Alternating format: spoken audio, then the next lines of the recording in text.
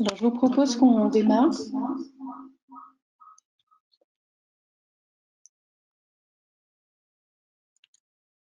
Est-ce que vous m'entendez tous? Moi, je t'entends en tout cas, Magali. Bonjour. Oui. Bonjour Antoine. Alors, bienvenue à toutes et à tous dans les rendez-vous du Déjà Là. Donc, un cycle de rencontres qu'on organise les mercredis et jeudis dans le cadre de l'atelier Habiter le Déjà Là, avec les deuxièmes années de licence de l'école d'architecture de Grenoble. Et pour cette séance, nous avons la chance d'accueillir Antoine Neto-Berenguer pour une intervention intitulée Utopie réaliste. Antoine est chef de projet chez Xendo, l'agence lyonnaise, qui œuvre notamment beaucoup sur la question de l'habiter. Il a une expérience importante en tant que chef de projet dans d'autres agences d'architecture, dont Lipski Rollet et CAB, Calori Azimi Potino. Antoine va nous proposer de réfléchir à la manière dont on peut continuer à penser et agir en tant qu'architecte visionnaire dans le cadre à la fois contraint et extrêmement complexe de la production du logement. Donc une pensée positive mais critique. Antoine, je te laisse la main pour nous proposer ta présentation et présenter. Et encore merci pour cette contribution. Merci beaucoup, Magali. C'est moi qui remercie vivement Magali Paris et Walter Simon de me permettre de vous présenter une partie de mon travail qui est le fruit d'un certain nombre d'années maintenant de travail en agence, effectivement. Donc, je suis très content de pouvoir partager avec vous ces éléments-là, notamment en cette période. Toujours un petit peu particulière. Alors voilà, Magali l'a expliqué tout à l'heure, on a décidé de nommer cette conférence Utopie réaliste. C'est un terme qui est sorti dans le cadre de nos discussions préalables. C'est surtout effectivement d'arriver à se poser la question de comment est-ce que dans une démarche du quotidien, dans le métier du quotidien et de la production quotidienne d'architecture, on pourrait dire ordinaire, c'est-à-dire la grande majorité de ce qui se fabrique, comment est-ce qu'on peut à la fois être dans un réalisme composé avec des éléments et en même temps garder toujours une position, une posture un peu critique qui permettent de tout de même faire avancer les choses et d'essayer d'être à la fois dans les questions de la société actuelle et en même temps de toujours essayer de réinterroger un certain nombre de choses. Donc Magali l'a aussi dit, je passerai juste rapidement, mais parce que c'est toujours important quand même de comprendre comment est-ce qu'on s'est construit. Moi, je suis pas à la tête de ma propre agence, mais j'ai eu la chance et j'ai toujours la chance de travailler au sein d'agences qui m'ont permis d'accéder à des projets très intéressants et d'être dans des collaborations extrêmement intéressantes. Je suis d'ailleurs très content, je le dis en aparté, de voir que Christophe Wilk, avec qui j'ai travaillé pendant presque 15 ans, est en train de m'écouter. Et du coup, voilà, j'ai passé 7 ans chez Lipski Rollet, dont vous connaissez bien, je pense, Pascal Rollet, où j'ai démarré. C'est entre un aparté là que j'ai rencontré Walter Simon il y a bien longtemps. Et là, j'ai commencé ma carrière par une posture très recherche et développement et qui a été dès le départ appliquée pour ma part sur des programmes de logement et notamment sur un très gros programme à Boulogne-Billancourt de logement privé, d'opérations privées avec des promoteurs. Et donc, j'ai été immédiatement confronté à une logique qui était comment est-ce que la logique de l'agence Lipski Rollet, qui est très recherche et développement, et qui était habituée jusqu'à présent à être sur des marchés publics et des marchés d'équipement, allait arriver à maintenir cette posture sur des programmes privés de logement, donc notamment Boulogne, et puis aussi un immeuble à Lyon-Confluence. J'ai après continué ma carrière chez CAB Architectes, qui eux étaient dans une démarche très intellectualisée, où on avait un nombre assez restreint de projets, mais qui étaient des objets de réflexion absolue, et notamment avec une vraie réflexion sur la question de la structure, comme étant réellement un élément absolument clé et essentiel de l'architecture, ce qui, moi, m'a beaucoup nourri et permis, depuis 3 ans où j'ai rejoint Xendo à Lyon, d'essayer de développer une posture de synthèse entre cette réflexion qui avait pu être menée dans le cadre des projets chez Lipski Rollet puis chez CAB, et en même temps une production extrêmement intense Chez Exendo, on produit de l'ordre de 500 à 600 logements par an. Je me suis livré un petit calcul. Pendant près de 12 ans, au sein de CAB et Lipski Relais, j'en ai livré maximum 400. Donc, en 12 ans, au sein des agences Lipski Relais, avec notre travail de réflexion, on avait une production certes importante, mais finalement qui correspondait à moins d'un dixième de ce que peuvent produire d'autres agences. Mon agence, Exendo, n'est pas une agence gigantesque, hein, nous sommes une petite moyenne agence. Donc, la vraie question était de se dire que moi, je souhaitais être confronté à la question de la production plus importante et de pouvoir se poser cette question-là de comment est-ce qu'on arrive à mettre en application les choses sur des questions plus importantes.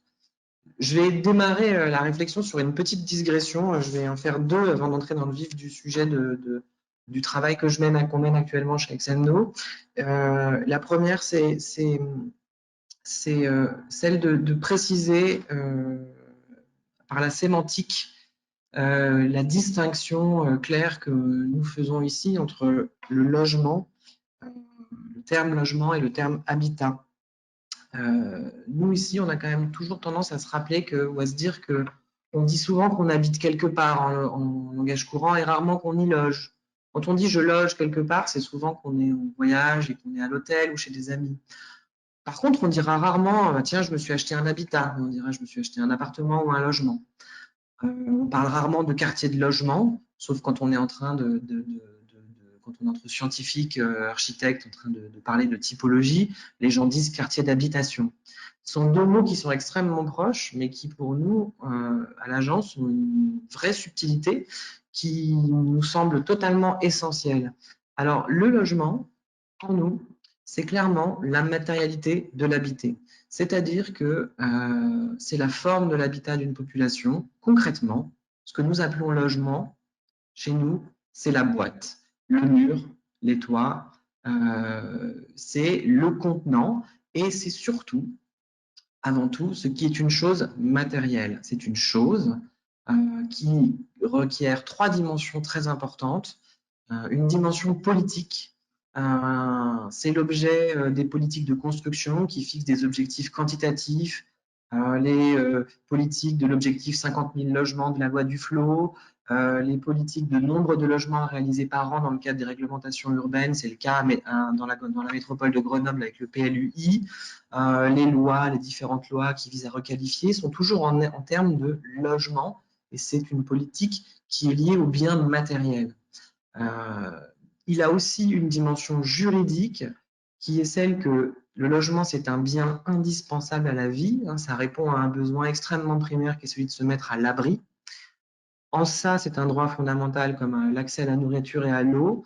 Et je vous invite sur ce sujet, si ce n'est pas déjà fait, il y a notamment une intervention et un texte de Pascal Rollet récent du pavillon de l'Arsenal sur la question du droit fondamental, de la question du logement comme étant un droit fondamental, un élément important. Donc, je pense que son intervention doit être assez intéressante sur ce point-là, car il est très, très calé sur le sujet. Et il a aussi, le logement, une dernière dimension très importante dans la société dans laquelle nous vivons, qui est la dimension économique et sociale. Concrètement, en tant que bien matériel, le logement a un coût, celui des matériaux, celui de la main-d'œuvre, des frais divers, celui de sa localisation. C'est un bien de consommation d'une grande valeur. Ça correspond à un achat sur un plus ou moins long terme, en règle générale assez long. Et donc, contrairement à tous les autres biens de consommation, il est conçu pour durer. On pourra le rénover, le réhabiliter, le mettre aux normes, il pourra rester habitable pendant des siècles. Et une chose très importante, c'est que le logement, c'est en règle générale, pour la plupart des gens, la chose la plus précieuse qu'on détient. Et cette chose-là, elle est pour nous très importante parce que dans la société dans laquelle on vit aujourd'hui et dans la production de logements libres, donc par des promoteurs qui sont à vendre, il ne faut jamais oublier que le logement correspondra à un bien d'une extrêmement grande valeur pour les gens qui vont l'acheter, qui vont s'engager parfois sur des crédits sur 25 ans et qui ont donc besoin à un moment de pouvoir appréhender les choses là-dessus. Ça, c'est le logement. L'habitat, à l'inverse, c'est… alors, habitat, ce qu'il faut savoir, c'est que jusqu'au 19e siècle, quand on parlait d'habitat, ça désignait la niche écologique des animaux. L'habitat d'un animal, c'était l'endroit naturellement le plus approprié à sa vie. C'est aujourd'hui ce qu'on qualifie d'écosystème. On appliquera la notion à l'homme à partir du XXe siècle environ, à peu près, quand on va commencer à se poser des questions sur les manières justement d'habiter le logement. Et l'habitat, ça nous parle de situation, ça nous parle d'agencement. Une zone d'habitat, ça peut aussi être plus que les murs et le toit, c'est aussi et surtout un espace de vie qui peut déborder des murs, du toit et de son propre terrain. Ça peut être un quartier.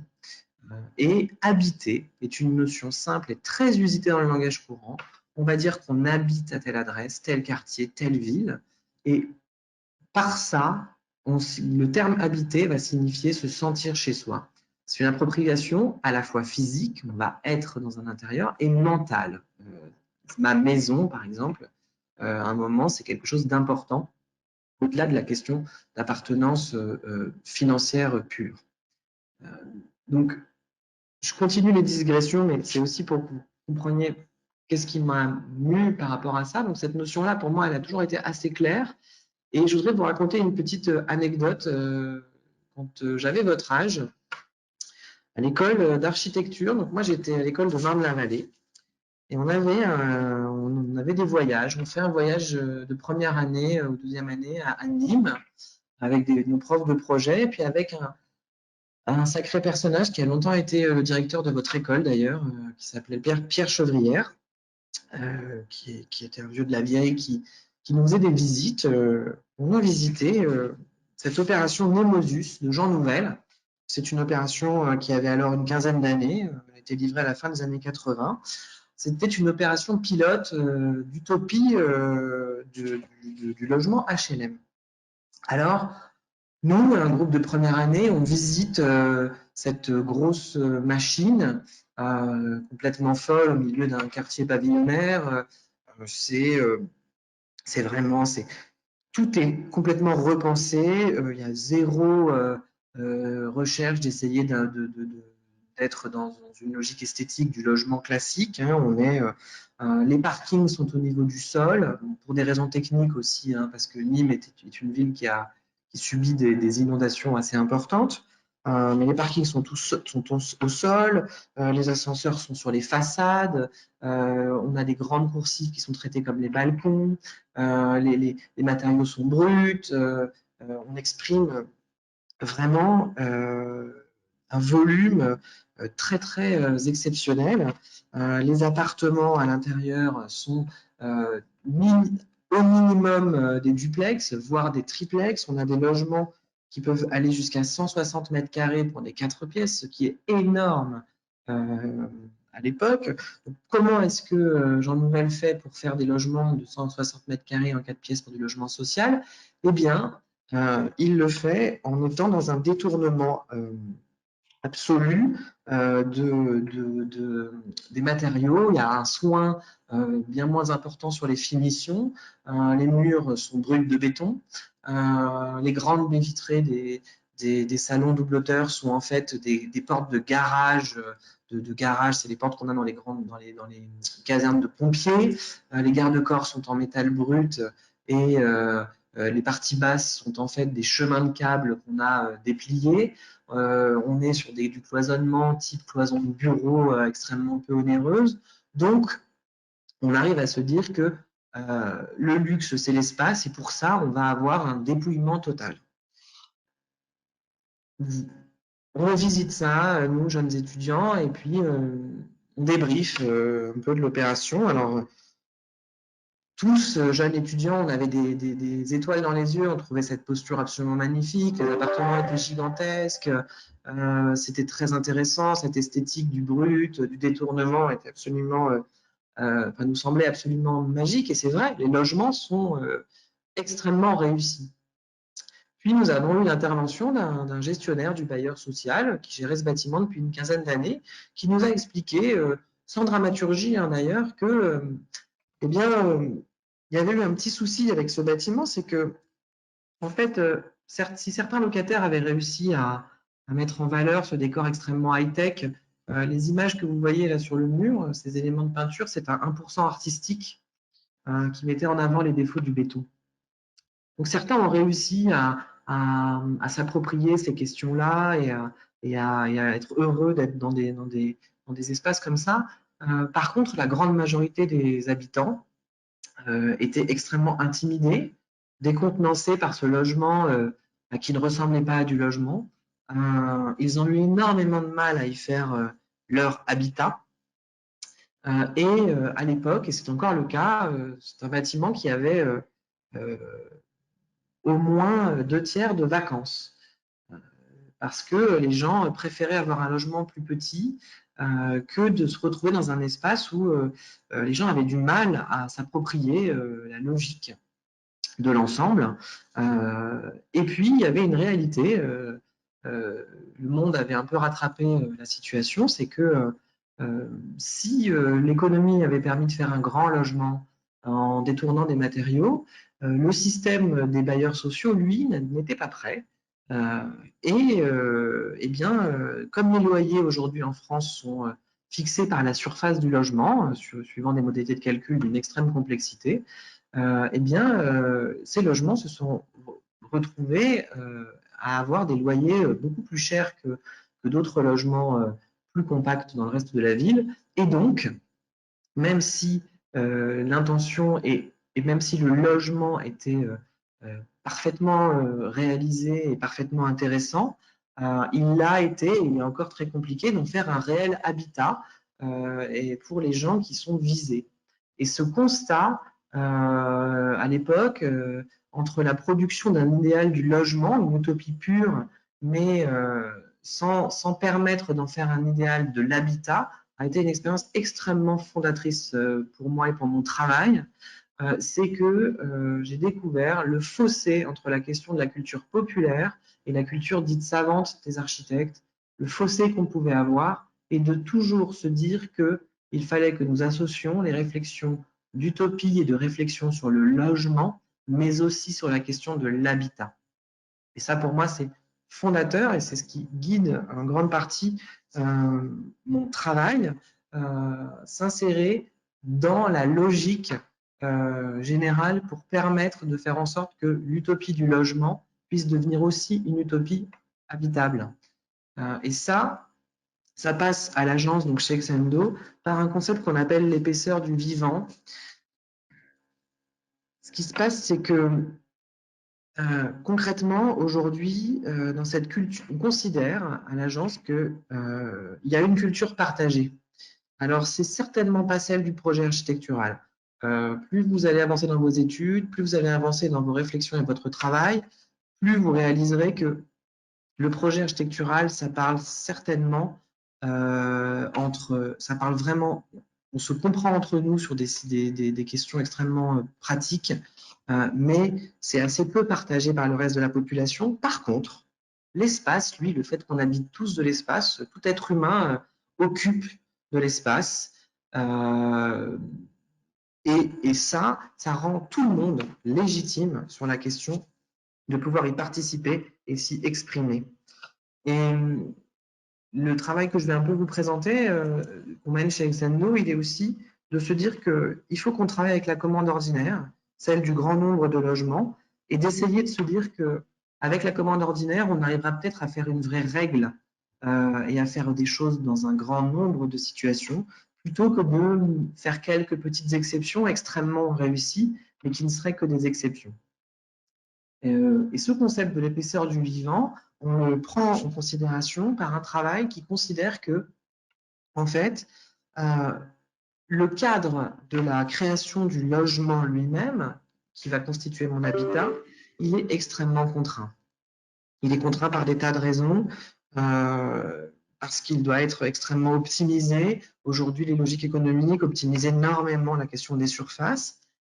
Et on considère, nous, à l'agence, que cette question doit être décorrélée de ce qui devrait nous permettre de redonner quotidiennement de l'épaisseur aux choses.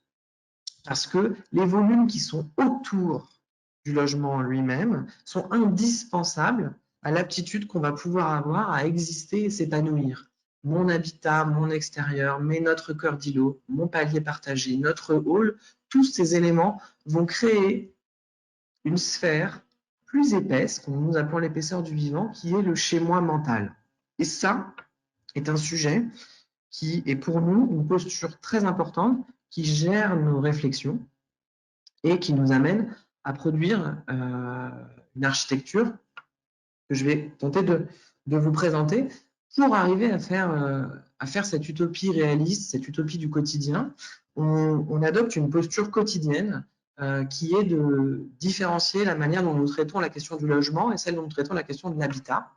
Donc, sur la question du logement lui-même, la posture, elle est simple, elle est de réfléchir à ce qui est de l'ordre du générique et d'arriver à faire des spécificités grâce à des choses génériques et simples.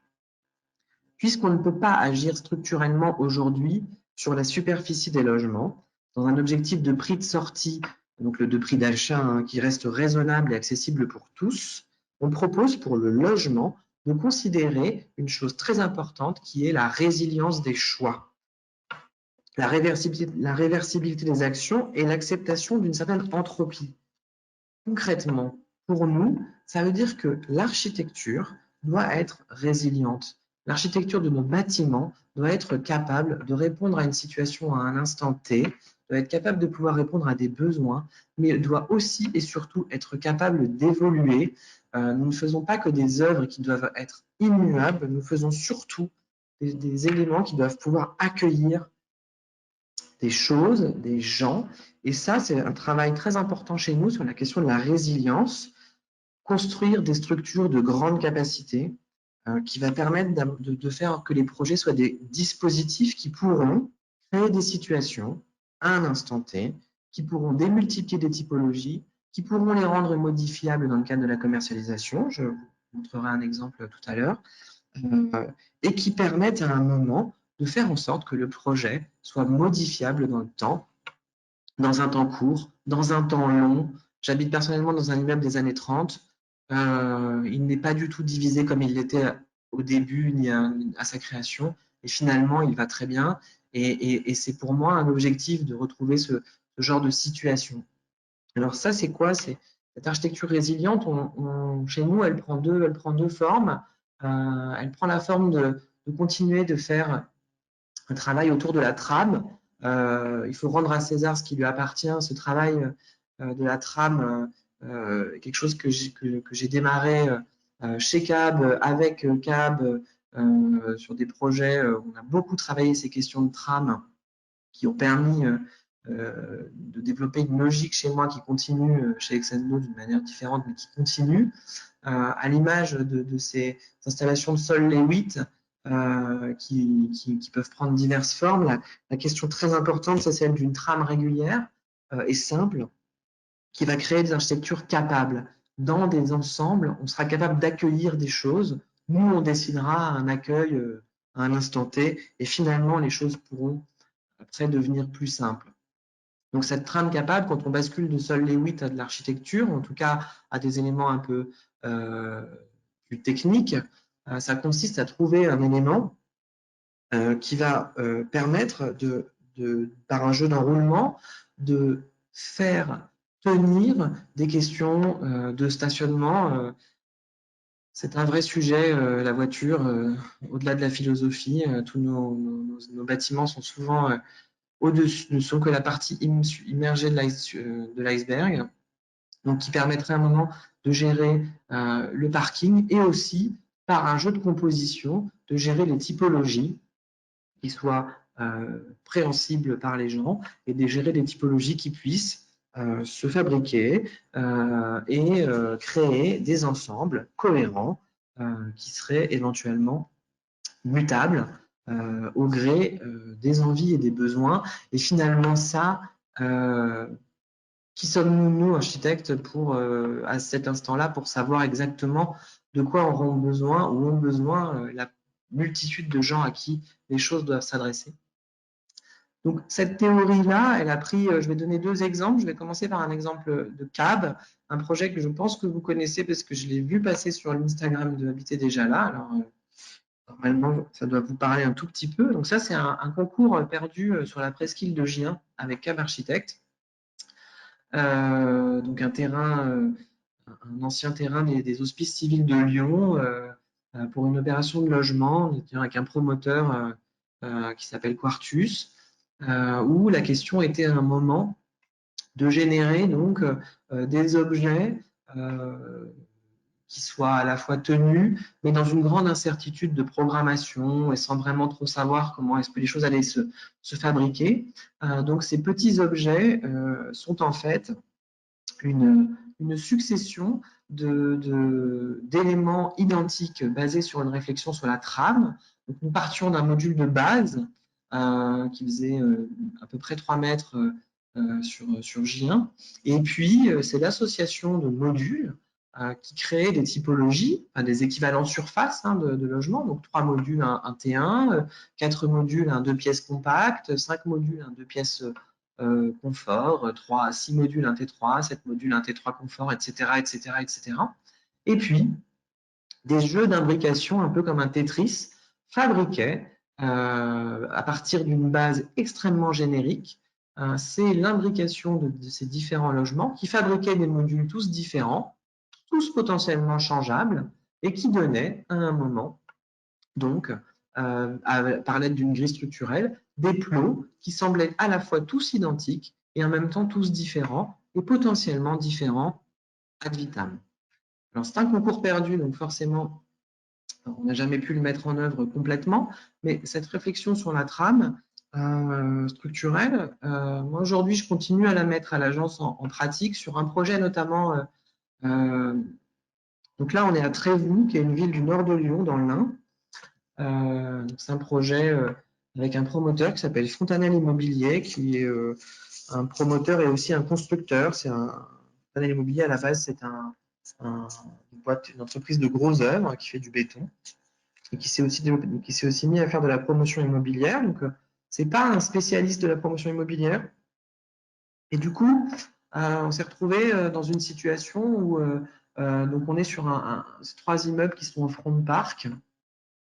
Et dans une ZAC en démarrage, qui sont là en front de parc, en fait, on est vraiment en bout de ZAC. Toute la ZAC, tout le quartier va se créer plus au nord-ouest, dans une échéance très très lointaine. Et on était dans une situation où on avait un promoteur un peu, comment dire, un peu décontenancé parce que il ne savait pas exactement à quel type de population il allait pouvoir répondre, si les gens allaient être, si le public allait être plutôt des grandes familles, plutôt des logements compacts. Et puis, on est vite arrivé au constat que la situation des premières années de ces ensembles pourrait répondre à des besoins de type de personnes qui pourraient être très différents une fois que l'ensemble du quartier aurait été terminé. Et donc, la question de pouvoir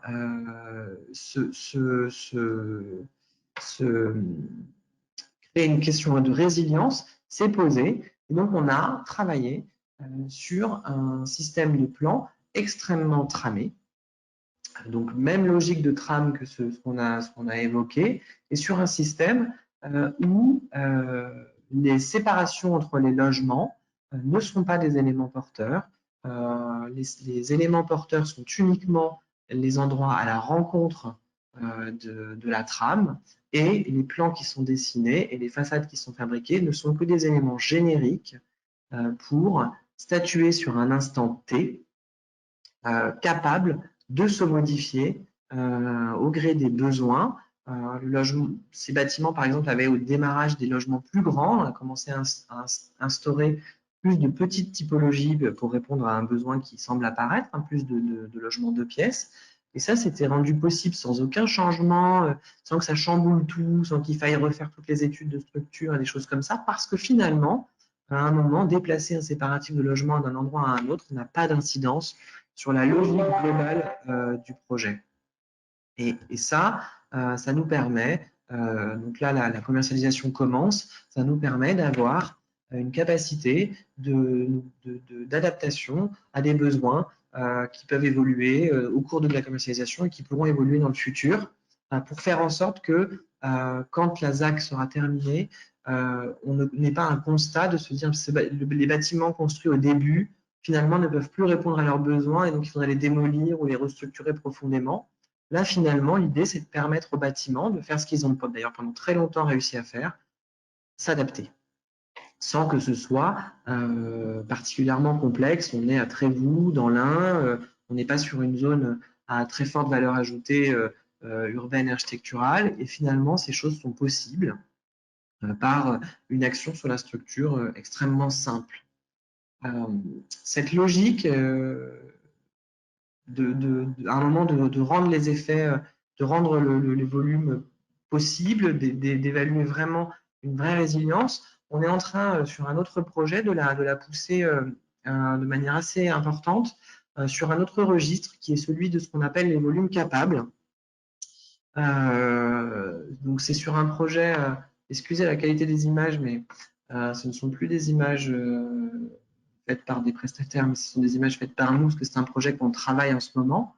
Donc à Chambéry, dans la ZAC Vétrotex, on travaille actuellement sur un projet assez complexe de 3 tours de logement, donc 3 émergences de logement sur un parking silo mutualisé à l'échelle de la ZAC.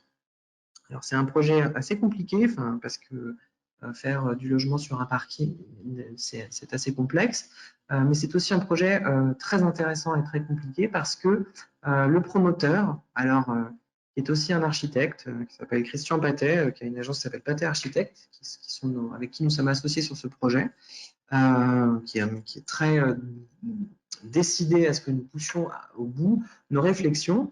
On travaille aujourd'hui sur la question de faire des volumes de logement qui soient des volumes capables, c'est-à-dire de faire en sorte que nous essayons, en tant qu'architectes, de développer à un moment des images de ce qui pourrait être le bâtiment, de développer des dispositifs qui soient appréhendables par les futurs habitants et usagers, qui puissent eux-mêmes définir quels sont leurs besoins pour venir y vivre, et que le bâtiment puisse être modifiable à foison au gré des années, sans avoir à entrer dans des travaux lourds.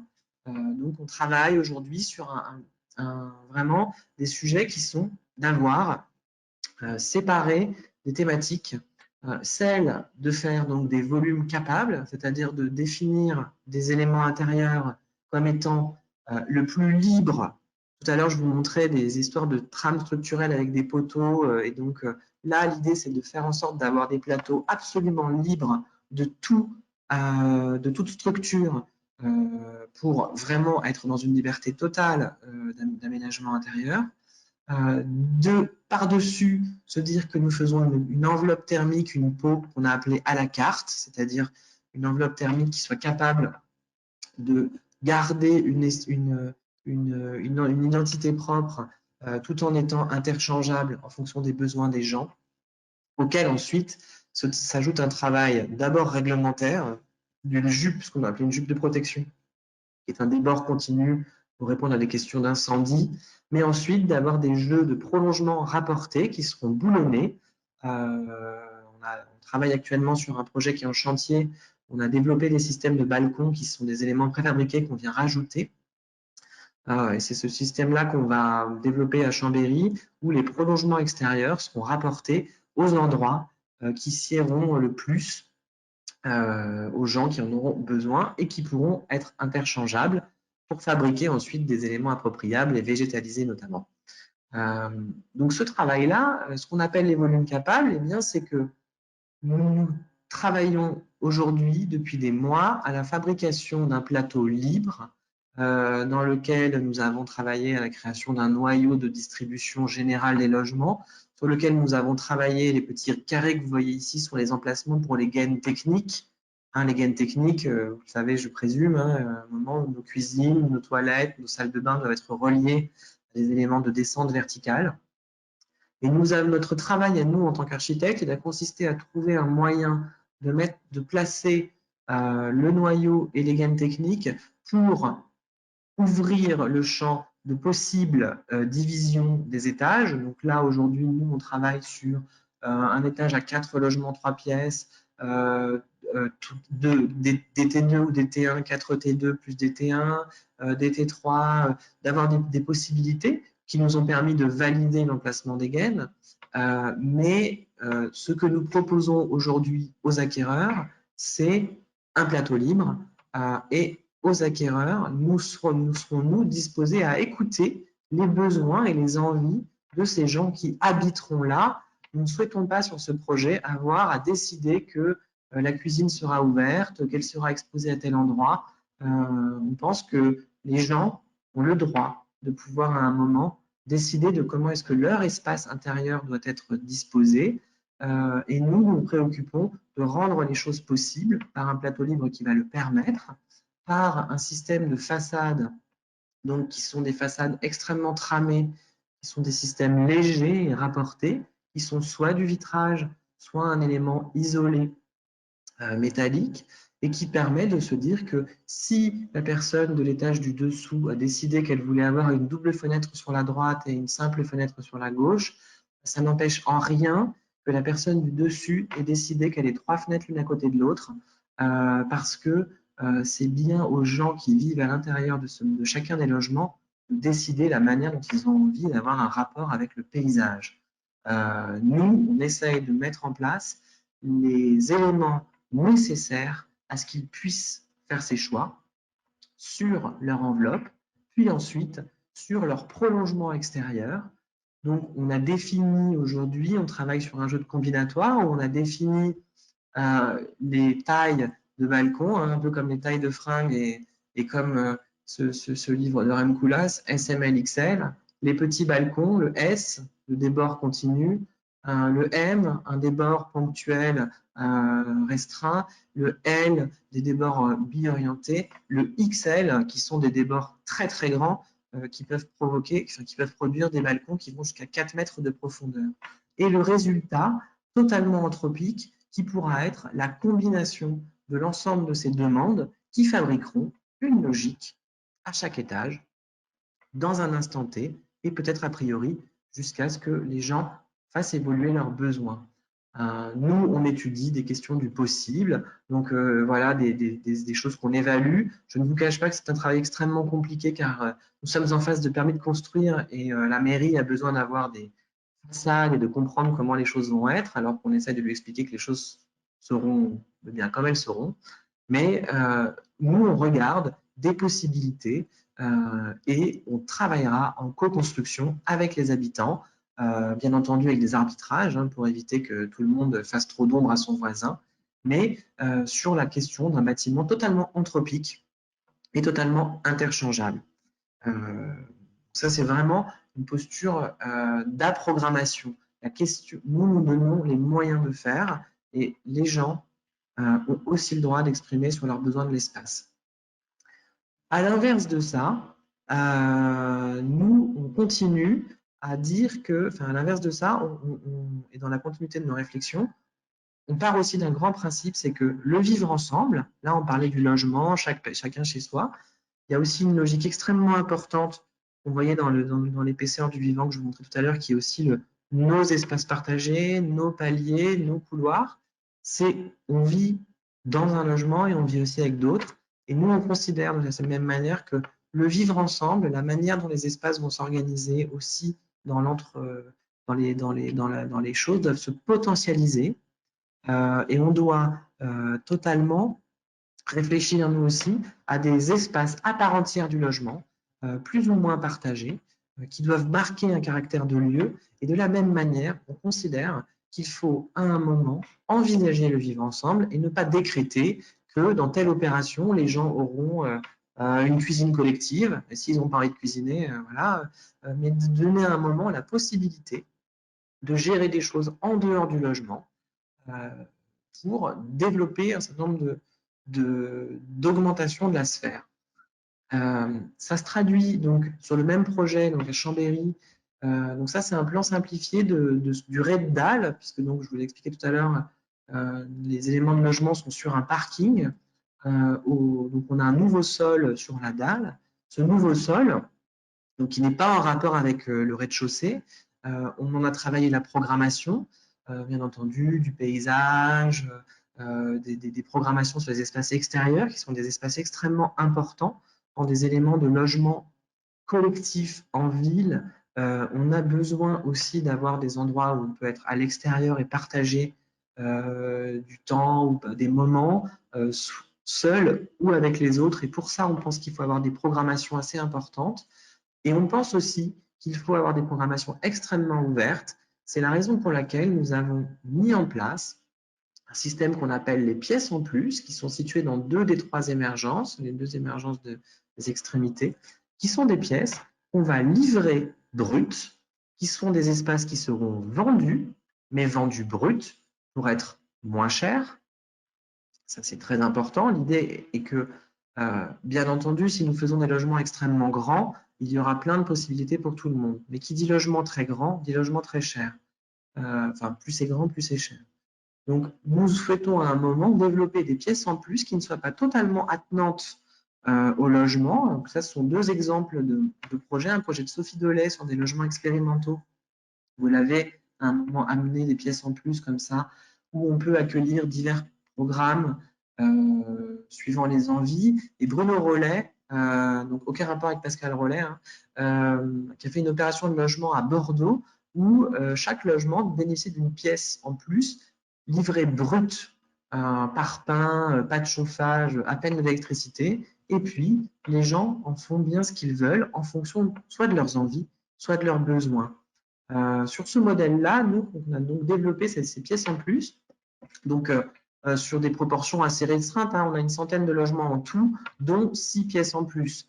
Donc, c'est pas forcément, c'est les gens qui auraient envie de l'avoir et qui en auraient les moyens. On pourrait donc avoir des locaux de petite dimension, avoir quelqu'un qui développe une petite activité sur un espace de 25 mètres carrés, quelqu'un qui le laisse brut parce qu'il a besoin d'avoir une pièce de stockage, quelqu'un qui fait de la musique. Ça peut aussi être des pièces qui sont regroupées, qui permettent d'avoir un grand bureau en télétravail puis un atelier. Ça peut aussi être l'extension d'un des logements qui serait attenant. Ça peut être plein de choses. C'est la même chose. Nous, quelque part, notre rôle n'est pas de savoir ce que ce sera. Notre rôle est de permettre d'ouvrir le champ à ce que ça puisse être le plus de choses possible pour qui voudra y faire quelque chose. Cette logique-là, elle se prolonge sur un concours alors perdu lui aussi, que nous avons fait il y a 2 ans à Lyon, une très grosse opération de logement. Donc à Lyon, ZAC des Girondins, 3 promoteurs, 6 architectes, des opérations imbriquées. Et on avait travaillé sur un principe qui était que dans les plans d'étage courant, donc là on était sur un élément, cet ensemble-là quasi continu, on était 2 agences d'architecture.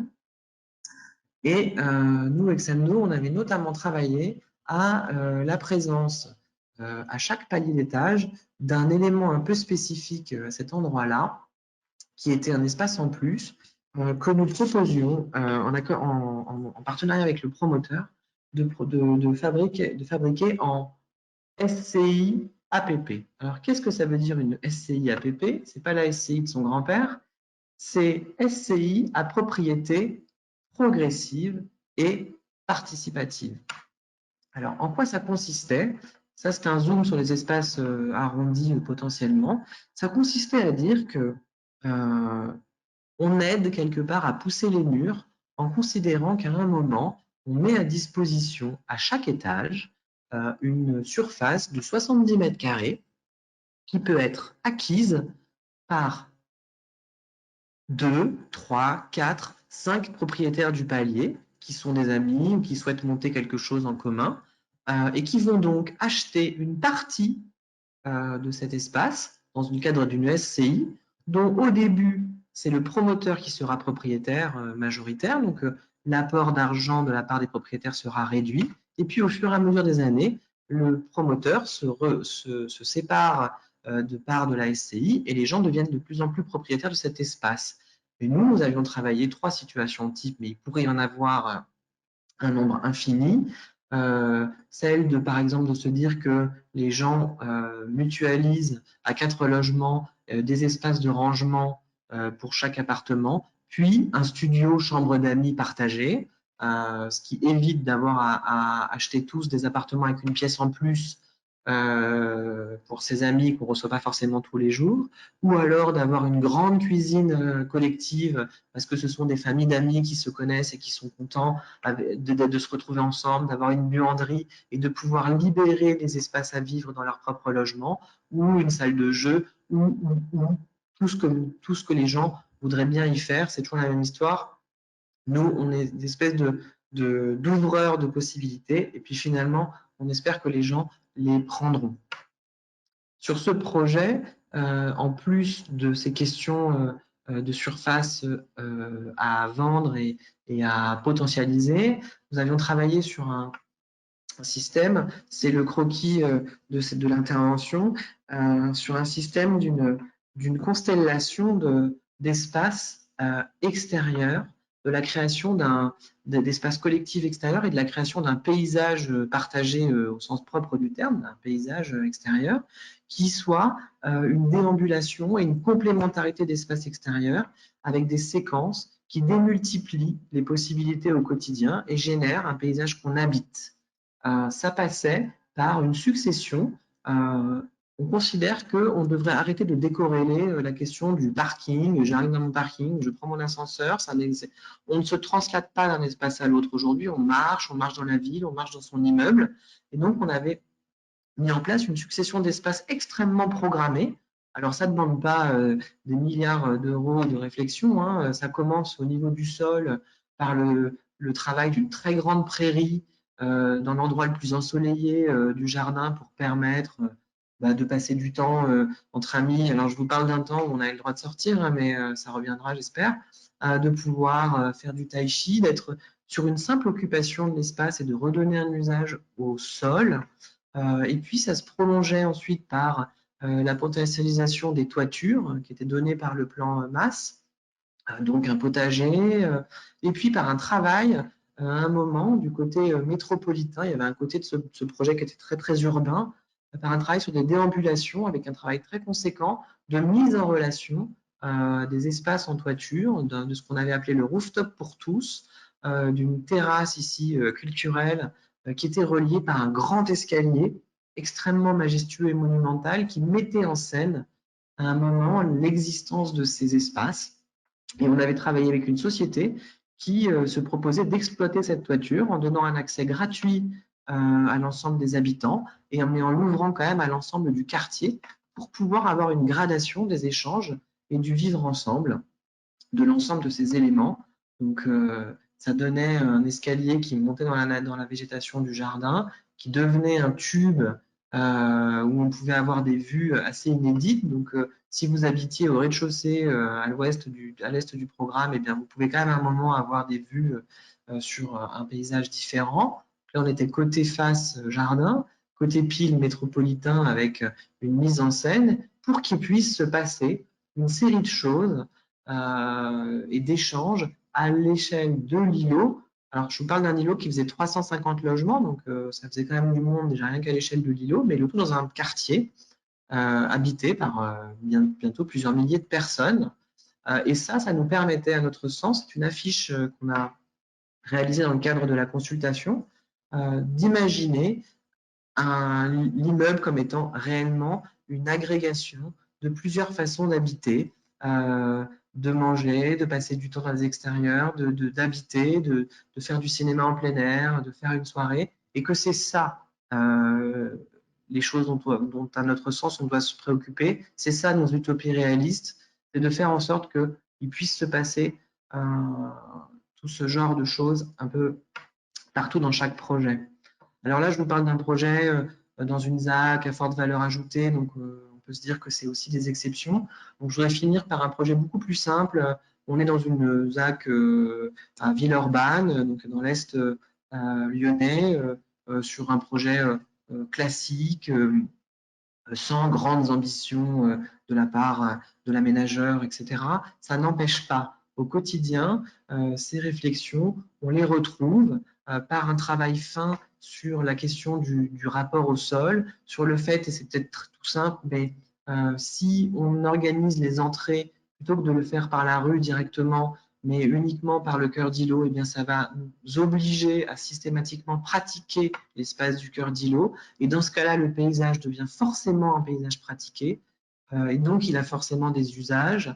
Ça, c'est une première chose extrêmement importante. Il suffit simplement à un moment de se dire que permettre des traversabilités, permettre de se dire j'habite ici, je vais rentrer par là ou par là, je vais traverser, je vais pouvoir m'asseoir. C'est déjà une potentialité du vivre ensemble et ça ne coûte rien. Et puis sur ce projet, on a travaillé un espace, c'était une demande de la ZAC à un moment d'utiliser une partie de toiture. Mais cette partie de toiture, on a décidé de la potentialiser énormément, de faire une mise en scène d'espaces partagés tous regroupés sur plusieurs niveaux, avec des plongeoires en hauteur, des éléments qui vous projettent dans le paysage, des éléments bas, des marches où on peut s'asseoir, des endroits où on peut avoir des boîtes à livres. Je ne sais pas comment c'est à Grenoble, mais à Lyon, c'est très à la mode et ça marche très bien. Qui puisse réellement proposer des vraies extensions utiles, épanouissantes pour tous. On a un épanelage sur plusieurs niveaux de venir travailler une richesse de programmation qui permettent, on l'espère, ce projet est livré dans une semaine, de développer une potentialité qui entrera en compensation du fait que l'ensemble des logements qui sont occupés là sont des logements extrêmement compacts, extrêmement classiques. Il n'y avait pas de lieu ni de possibilité de travailler cette question-là sur ce programme parce que il fallait un cadre extrêmement tenu financièrement. En échange, on permet de dilater cette question du quotidien par une grande richesse d'un espace extérieur programmé. Voilà, je vous remercie beaucoup. Merci beaucoup Antoine pour cet exposé très riche et qui nous stimule vraiment la réflexion. Je propose de lancer des questions, donc à ceux qui voudraient en poser, notamment parmi nos étudiants. Et vous annonce que si la discussion continue après 14 heures, ce sera Romain Touron qui endossera le rôle d'animateur, comme il sait si bien le faire. C'est un échauffement pour ce soir. Et moi, juste 14h15 maximum en ce qui me concerne, je suis désolé parce que j'ai un méchant promoteur en visio dans une demi-heure. J'avais une question justement, donc c'était à propos d'un mot que vous avez utilisé plusieurs fois en parlant des volumes capables. Donc c'était le mot anthropique. Donc ce mot, du coup, c'est un homonyme qui veut dire deux choses. Donc c'est l'action de l'homme sur son environnement, mais c'est aussi un mot qui signifie un désordre organisé. Oui. Donc on peut voir que justement, bah, il y avait cet aspect-là où c'était les habitants qui pouvaient organiser l'espace selon leur bon vouloir. Et du coup, je voulais savoir quel, euh, quel sens vous lui avez donné du coup au mot anthropique. C'était plus le sens de désordre ou alors le sens de l'homme sur son environnement. Alors, je vais vous répondre, faire une réponse de Normand et je vous invite à lire des textes très intéressants de Roger Caillois, qui a écrit un texte assez fondateur pour moi sur la question de l'entropie et qui, justement, disait que pour lui, c'est la synthèse de ça. Et qui disait que finalement, une organisation à outrance, l'entropie est une espèce de situation tellement organisée qu'elle crée une forme de chaos et que ça n'est possible que par l'action à un moment de l'homme sur son environnement. Donc je vous réponds, en fait, c'est une synthèse des deux.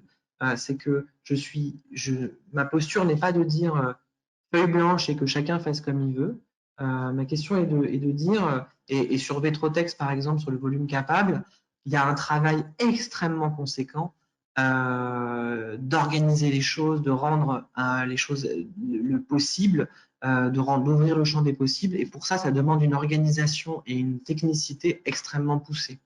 Donc, un peu des deux. C'est notre action qui va ouvrir le champ d'une espèce de chaos, de quelque chose qui pourra être chaotique, enfin non organisé, alors que pourtant ça a demandé une organisation extrême. D'accord, ok. Merci.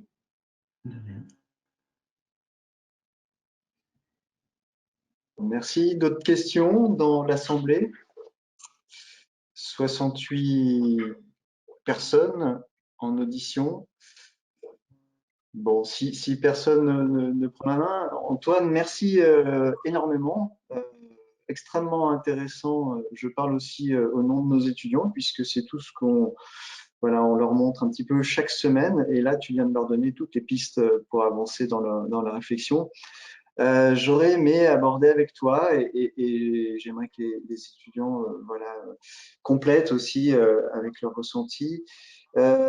Cette question, je trouve, dans nos métiers, dans notre métier que l'on aborde, hein, faire pour les gens, ce qui est, alors pour nos étudiants, assez difficile, hein, euh, de devoir se projeter dans la tête de quelqu'un d'autre hein, qui va habiter, faire pour les autres. C'est quand même un processus qui est assez délicat.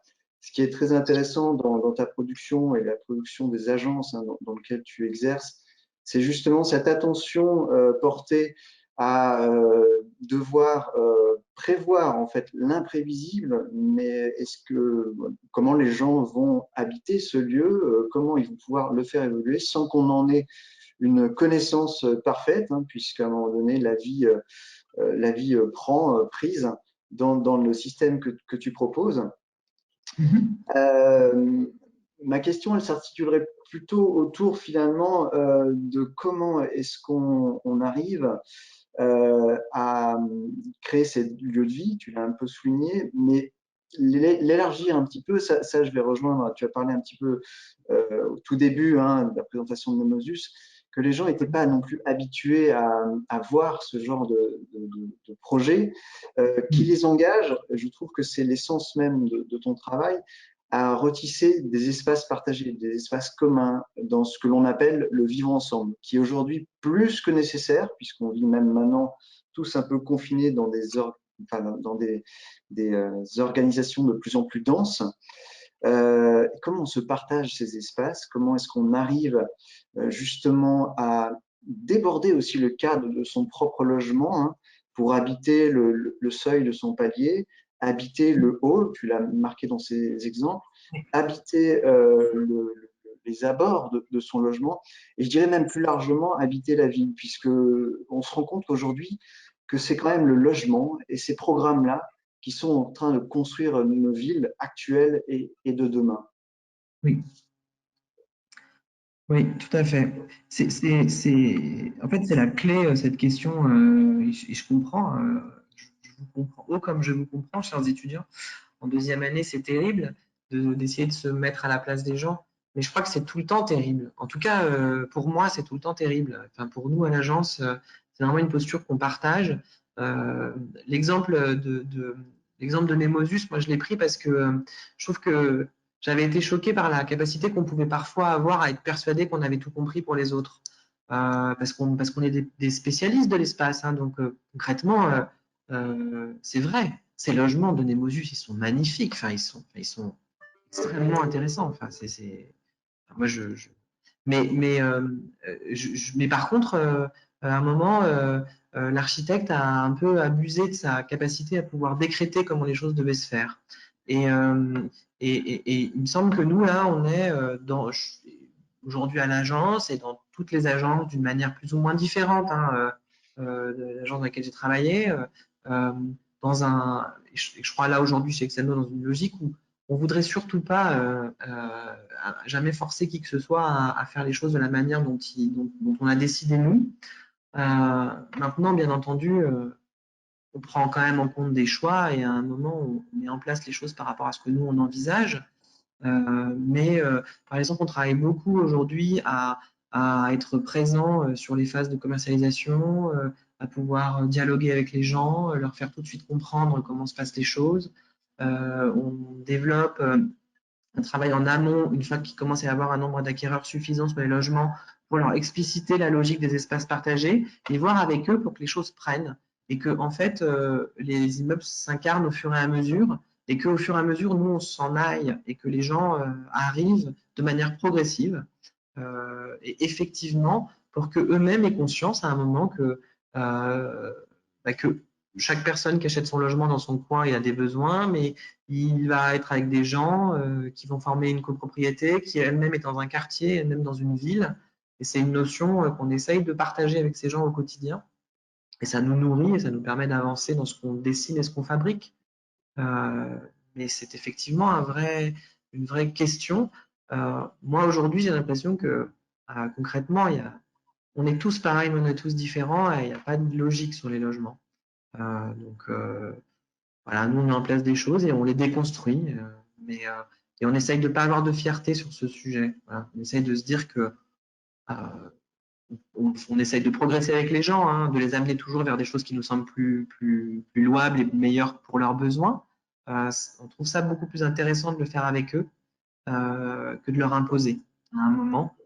Parce que je pense que c'est en faisant avec les gens et en réexpliquant à un moment comment est-ce qu'on peut appréhender son paysage, qu'effectivement, ça redevient aussi une logique générale et avec la ville. Je ne sais pas comment c'est à Grenoble, mais en ce moment à Lyon, on a beaucoup de questions post-confinement et la question de l'espace public, on réalise que c'est devenu une vraie question. Les gens ont presque oublié que l'espace public, ça veut dire espace pour tous. On l'avait un peu oublié que c'était aussi un endroit où on pouvait tous être.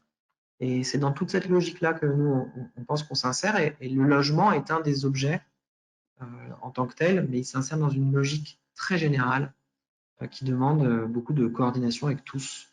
Je ne sais pas si j'ai répondu à ta question, mais… Ah, si, parfaitement. De toute façon, c'est un immense débat. C'est vrai que tu l'as souligné à un moment donné, je trouve que c'est aussi, on est à une période où on a l'impression qu'il faut en même temps casser les habitudes des gens. Alors, c'est pas négatif ou péjoratif, hein, mais c'est finalement comme pendant des années, je pense qu'il y a eu une machine en route de la production, et je vais dire production presque en similitude de produits de logement et non pas d'habitat, qui veut dire produit, veut dire quand même à un moment donné quelque chose en masse. Hein. Ça veut dire aussi, tu l'as souligné, une standardisation. Oui. Quand on met sur le marché finalement un produit, les gens ils ne pensent pas qu'il y a d'autres possibles. Donc on arrive à un moment où finalement on se dit pas que c'est possible. Est-ce que c'est un peu, et c'est ce que tu essayes de faire, et je trouve ça assez euh, louable de parler d'utopie, puisque est-ce qu'il n'est pas temps d'engager en fait avec les gens une espèce voilà, de décomplexe de ce que peut être le logement tel qu'il est vendu actuellement et d'engager les possibles, c'est-à-dire qu'il pourrait être autre chose, il pourrait être vraiment un lieu de vie. J'ai l'impression que les gens sont peut-être résignés, mais par manque de voilà, manque d'ouverture, de voir ce qui est possible en fait, tu l'as souligné, c'est un produit très cher, c'est un engagement d'une vie. Ça veut dire que tout ça, on ne peut pas être acteur. On a l'impression que c'est trop complexe pour nous. On voit quand quelqu'un, une famille notamment, essaie de construire sa maison, parler de réglementation urbaine, de PLU, enfin tout ça, pour eux, c'est trop complexe. Mais en même temps, si tu veux, je pense que c'est aussi des façons de s'engager dans une façon de voir les possibles de création de son lieu de vie. Ouais, En fait, tout à fait. Moi, ce que je pense, c'est que il faut. Je vais prendre une métaphore télévisuelle. Euh, il y avait une époque où les patrons de TF1 avaient dit que eux, ils en avaient rien à faire du sens. Hein, ils vendaient du temps de cerveau disponible. Et quand on reprochait à des chaînes de télé de faire des choses pas bien, ils disaient bah oui, mais c'est ce que veulent les gens. Je pense que personne ne peut décréter que c'est ce que veulent les gens. Je pense que les gens ne savent pas. C'est-à-dire que quelqu'un qui ne sait pas moi je le vois parce que j'enseigne pas en architecture depuis quelque temps à des étudiants qui deviendront des maîtres d'ouvrage. Ça fait des années que j'explique que quand même l'histoire de la cuisine ouverte, il y a un petit peu du mensonge derrière, que c'est un truc pour rendre les logements plus compacts et on a fait croire que c'était une très bonne idée, que c'est ce que voulaient les gens. Que dans le cadre du confinement, les étudiants, je pense que le confinement permet aux gens de comprendre que parfois certaines situations étaient un peu absurdes et qu'on ne leur avait pas dit. Mais je pense juste qu'il faut trouver un juste milieu entre une posture à l'agent nouvelle ou à d'autres. Hein, parfois, certains architectes, y compris des agences dans lesquelles j'ai pu, et des choses que j'ai pu faire, hein, parfois, on est tellement persuadé que en faisant complètement différemment, les gens verront bien que c'est vachement bien. Je pense que c'est trop violent. Et je pense que ce qui est important, c'est à un moment d'amener toujours les gens vers mieux et une meilleure compréhension de l'espace et une meilleure capacité à s'ouvrir sur leur logement et de ne pas les forcer. On enlève les roulettes à un vélo, mais on a quand même à un moment la main sur la selle au cas où et on y va progressivement. Je pense que ça, c'est très important. Les gens sont capables, les gens peuvent le faire, mais pour moi, il faut qu'on arrête de décréter et de dire aux gens, en fait, ça, c'est comme ça parce que c'est vachement mieux. Et tu fais comme je te dis parce que tu verras que c'est vachement mieux. Peut-être qu'ils le verront, mais quand on prend possession d'un appartement et qu'on vous a expliqué que là, de prime abord, il ne vous plaît pas, mais vous allez voir, ça va être vachement bien, vous ne partez pas sous des bons auspices. Par contre, si on a pris le temps de se dire, voilà, on pourrait faire comme ça, on pourrait faire comme ça, ça permet à un moment de mieux avancer ensemble vers des choses qui permettraient, à mon humble avis, effectivement, à un moment de mieux éduquer, enfin que les gens aient une meilleure conscience de l'espace dans lequel ils vivent.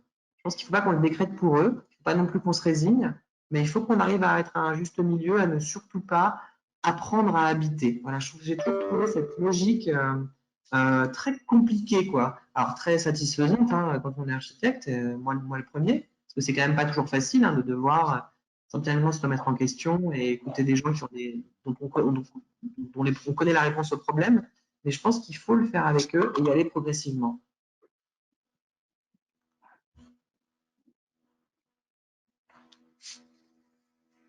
Voilà. Eh bien, merci beaucoup, Antoine. Encore merci. Je ne sais pas si des étudiants veulent prendre la parole. Voilà, c'est aussi, je pense, intéressant d'avoir votre regard. Hein. Vous êtes dans une situation aussi assez particulière. Hein. Vous commencez à découvrir ce monde de l'architecture qui côtoie de très près hein, l'univers du logement et surtout de l'habiter au sens un peu plus large. Vous avez aussi votre propre expérience. On a aussi dans ces échanges un échange voilà intéressant par rapport finalement à votre jeune âge. Hein. On appelle ça finalement croiser les générations. Nous-mêmes, nous ne vivons pas de la même manière que nos parents ou que nos grands-parents. Je pense que vous également, vous avez maintenant des modes de vie hein, qui sont, avec votre génération, en train de changer, d'évoluer. Vous êtes confronté aussi aujourd'hui à une crise sanitaire qui, évidemment, comme toute crise, ne durera pas, mais qui redonne aussi d'autres, on va dire, objectifs dans ce qui est justement habiter. Hein. Habiter, c'est vivre, hein, vivre aussi ensemble. Donc voilà, c'est intéressant si vous voulez nous poser des questions ou même entre vous. Hein. Le débat reste ouvert. Voilà, je peux passer la main à Romain s'il nous entend, parce que je vais Ouais, je devoir suis là. également m'absenter. Antoine, encore merci. Si tu dois y aller, bien sûr, évidemment. Romain, si tu veux continuer, je pense, à discuter sur justement cette présentation entre vous, ça peut être aussi intéressant. Par rapport à des questions que vous n'osez pas peut-être dire en commun. Voilà. Ok, moi j'ai encore 10 minutes maximum, mais si vous préférez en discuter sans moi, il n'y a pas de problème, vous me dites. Mais sinon, Ce serait bien d'en discuter avec toi. Merci Antoine, je te dis à bientôt. Merci, salut Walter. Je sais pas du coup si d'autres étudiants veulent poser des questions. Déjà, moi, en fait, tout à l'heure, j'ai noté du coup le nom de Roger Caillois, c'est ça? Oui. Ouais. Mais en fait, j'ai pas noté du coup le nom de son ouvrage. Si vous me le permettez, j'enverrai à Walter parce que je ne l'ai plus en tête et Ouais. il faut que je me le repasse.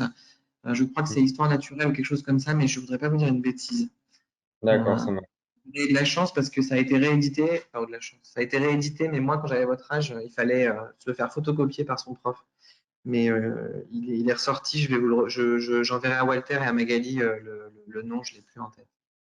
D'accord. Bah, ça nous intéresse parce que du coup, dans notre projet, je ne sais pas si Luce est ici, mais on s'était aperçu en fait que donc on travaille dans un endroit à Grenoble où il y a pas mal de logements, donc des maisons, quoi.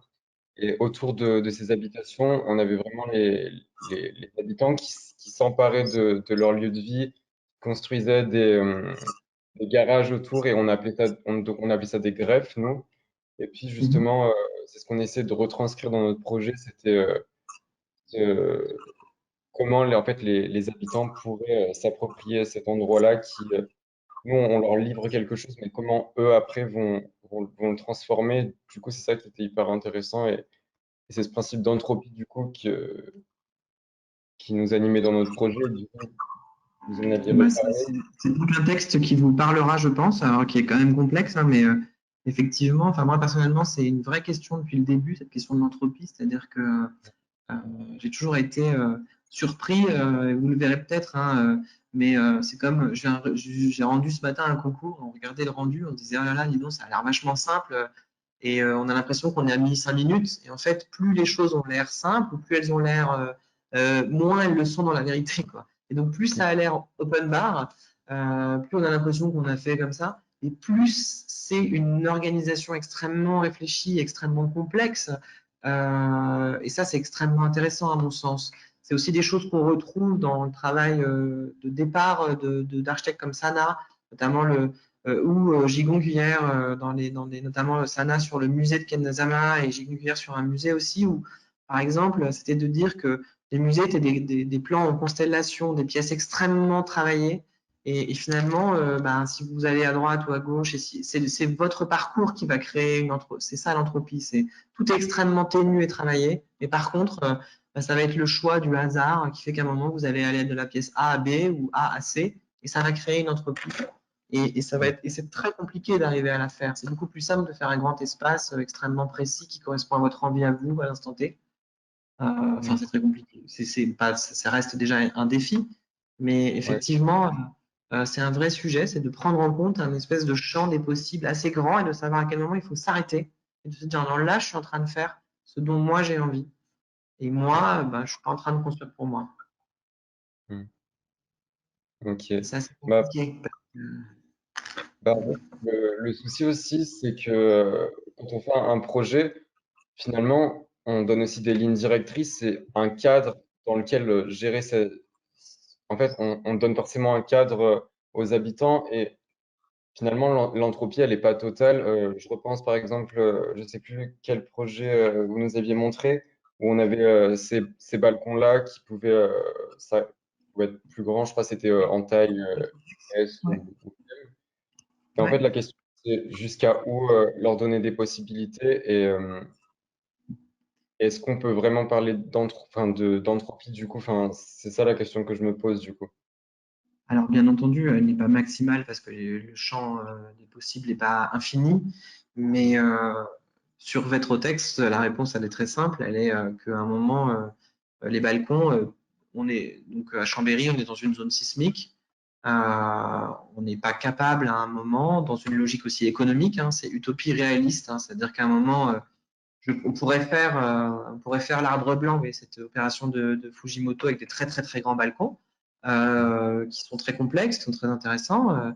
On peut le faire. Tout est toujours possible. Mais dans l'arbre blanc, les balcons, ils sont tellement lourds que derrière, il y a une structure très importante qu'on ne voit pas et le balcon ne peut pas bouger d'1 centimètre. Donc nous, en fait, on a défini des choses qui font en sorte que à un moment, si le balcon était plus grand, il serait trop lourd. Et là, on commencerait à rentrer dans une problématique différente qui finalement restreindrait le champ des possibles. Donc, on reste aussi dans une logique de réalité. Et puis, c'est peut-être un domaine que vous ne connaissez pas encore, et tant mieux pour vous, on est aussi régi par des lois, un PLU qui ne nous autorise pas forcément à aller plus loin par moment. C'est-à-dire qu'après, on a des problématiques. Et puis après, plus le balcon est grand, plus il fait d'ombre sur son voisin du dessous.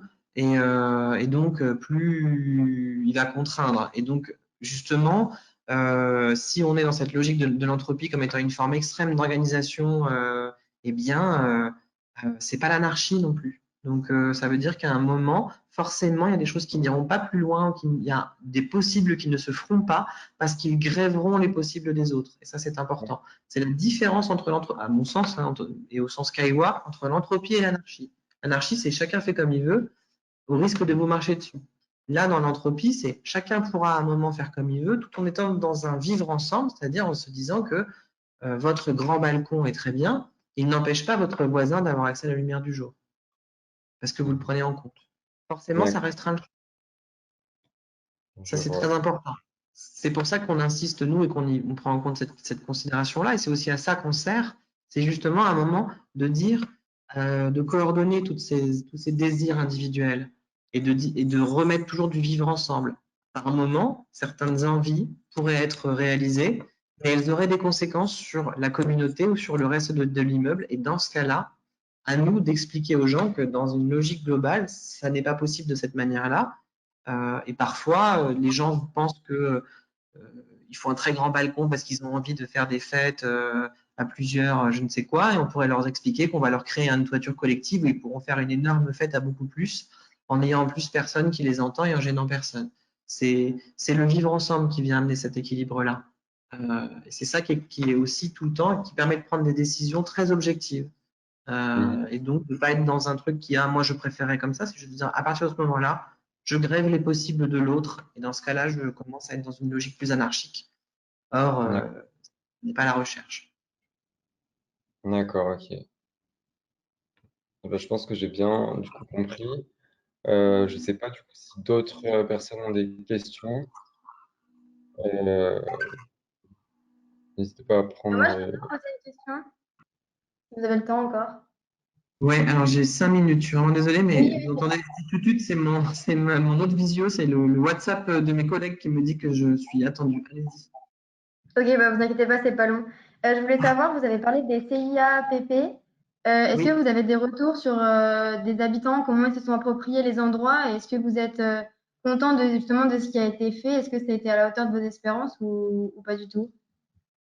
Alors la SCAPP que je vous ai montré, on a perdu le concours, mais on est en train d'en faire un en ce moment à Villeurbanne. Pour l'instant, c'est en construction. Et oui, je suis plutôt content parce que justement, alors on verra ce que ça va donner dans la suite, mais je suis plutôt content parce que celle qui fonctionne le mieux, c'est étonnamment une mise en commun. C'est des gens qui ne se connaissaient pas. Parce qu'on en a une où c'est trois familles d'amis qui ont des enfants en bas âge et qui veulent créer une grande salle de jeu. Bon, ça, c'est assez évident. Mais là, c'est des gens qui ne se connaissaient pas et qui ont réalisé qu'ils avaient un besoin commun et donc qui fabriquent ensemble un projet, non sans mal au début. Et pour l'instant, j'en suis assez satisfait. Maintenant, c'est pas encore finalisé, mais j'ai de bons espoirs que ça puisse bien fonctionner. Je trouve que ça marche. Ce qui est intéressant, alors ça va faire un peu capitaliste et tout, c'est pas forcément mon. Mais ce qui est intéressant finalement, c'est que les gens sont propriétaires. C'est pas un espace commun. C'est pas la salle commune qu'on a mis à tel étage et on dit voilà, vous avez qu'à tous partager du temps à cet endroit-là, ça appartient à tout le monde et à personne. Pas si vous êtes propriétaire de chez vous, je pense pas à votre âge, mais moi c'est mon cas. C'est sûr, on n'a pas la même posture quand on est un truc de copro. Là, les gens sont propriétaires, ça fait partie de leur achat, ils le fabriquent, ça va être à eux en partie. Ils pourront au fur et à mesure des années en devenir plus ou moins propriétaires de plus de parts. Et du coup, ça marche parce que c'est ce qu'ils ont envie de faire eux. Et en vrai, finalement, quand les gens font quand on fabrique ce qu'ils ont envie de faire, et qu'en plus, quand ils sont en petit comité, ça leur permet de ne pas être dans la concertation absolue, bah, ça fonctionne. Alors, dans le temps, on verra, mais la SCI, c'est une logique classique de propriété qui existe. On peut partir, on peut revenir, on peut amener des gens. Donc, ça permet potentiellement de faire des choses, je pense, intéressantes. Pour l'instant, j'en suis assez content. Ça demande beaucoup de temps, beaucoup d'énergie, mais je trouve que c'est assez intéressant. Donc, j'espère que ça va continuer comme ça. D'accord, bah merci beaucoup pour votre réponse. De rien. Je suis vraiment désolé. Maintenant, je dois vraiment vous laisser, sinon je vais. Ben, merci Je vous beaucoup du remercie coup. beaucoup. Merci à vous et bon courage pour la suite. Au revoir, merci.